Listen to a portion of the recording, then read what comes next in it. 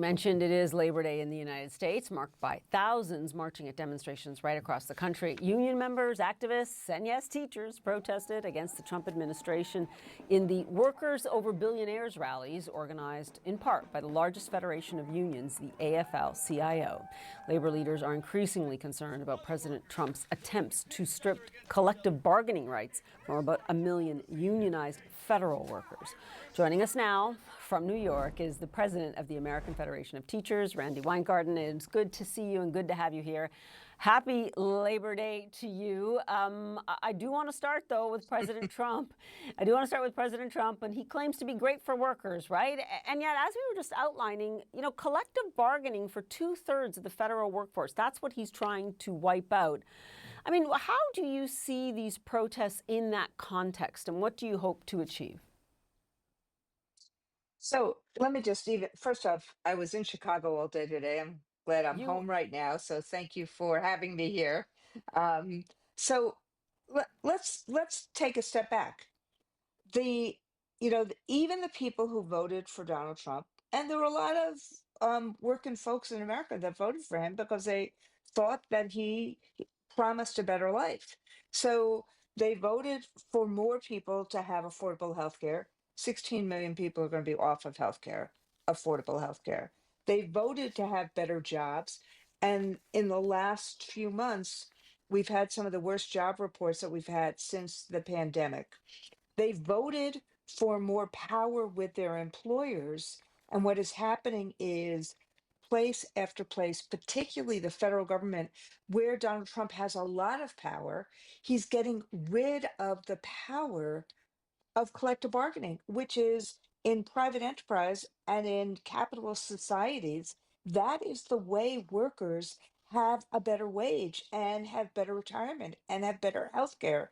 There's nothing more American than collective bargaining, and Donald Trump is stripping it from people.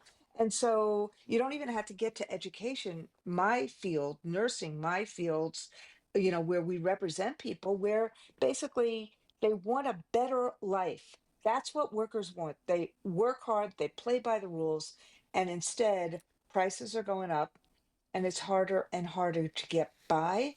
And he's taking away the power that people have to negotiate with their employers. I think the question is, what do you do about it? I mean, the laws in place so far have clearly failed unionized labor. The Yeah. executive branch, the president, seems to be able to mold the workforce as he sees fit. Now, what do you say about unions' power here, or the lack thereof, when it comes to these labor laws? And I know so many of these cases are making their way through the courts. So again, sorry that I'm being such a history teacher on all of us today, but when labor, when there was the highest density that labor had in the 50s and the 60s and the 70s, we had the most people in the American middle class. There is a correlation between the more people who are organized in unions and the better off workers and their families do in society. And unfortunately, there's been about a 60, 70-year push started by the Chamber of Commerce and others, and a bunch of the billionaire types who are against us right now, that basically said they don't want labor unions and they don't want workers to be organized. So we're at, frankly, our lowest density ever. And yet, Americans want to be in unions. There's like 65 to 70% of Americans and 90% of young people understand that unions give them power. So, as a union movement, just like a democratic movement, just like you see internationally, when the laws don't work, then you have to protest nonviolently, because at the end of the day, this country is about we the people trying to get the decency, the dignity, the affordability, the opportunity that we need. And that's So why today you had 1,000 events around the country of labor basically saying workers deserve, and we're fighting for it. And people like me, our union is growing. We grew 100,000 people last year because So people want to be part of a labor movement. So, Randy, I have to ask you, though, and I do point out, as you said, we have a picture of you actually in Chicago a few hours ago protesting. There were thousands of people on the street today in Chicago and otherwise. And yet, even in Chicago, you now have executive power, which might be there by Friday, National Guard on the streets. There seems to be a lot here working against organized labor. It is not an exaggeration to say that the executive branch now here seems to be holding a lot of the cards, to use a phrase from the president himself. So I ask you again, how does that power of the people, the power of organized labor, bring their influence into this administration? So there's several ways of doing it, and I don't want to sugarcoat what we're up against. You're totally right. We're up against it. But what happens in every time there are huge fights, what the other side wants, whether it's a king, I talked about pharaohs today, whether it's dictators, whether it's people that just don't want workers to have a voice, they try to outpower you. They try to create fear. They try to get you to give up.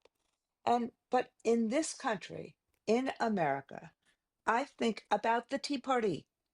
The king had a lot of power there, but the Tea Party, the rebel in us, the sense of justice in us, when people get together and they speak out and they stand up and they show up, then what happens is that gives us a chance to fight to win.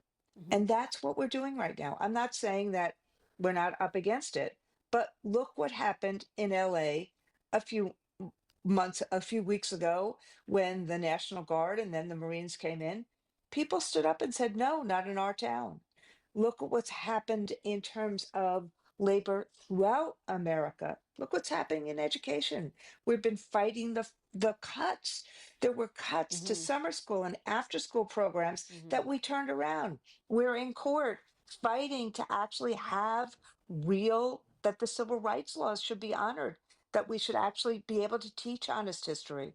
So, yes, we're up against someone who is not acting in the best interest of the American worker. But that's why today, in a thousand places, you saw labor saying, no, Randy, workers deserve this. Randy, we will leave it there for now. Thanks so much. Really appreciate you joining us on this Labor Day. Thank you.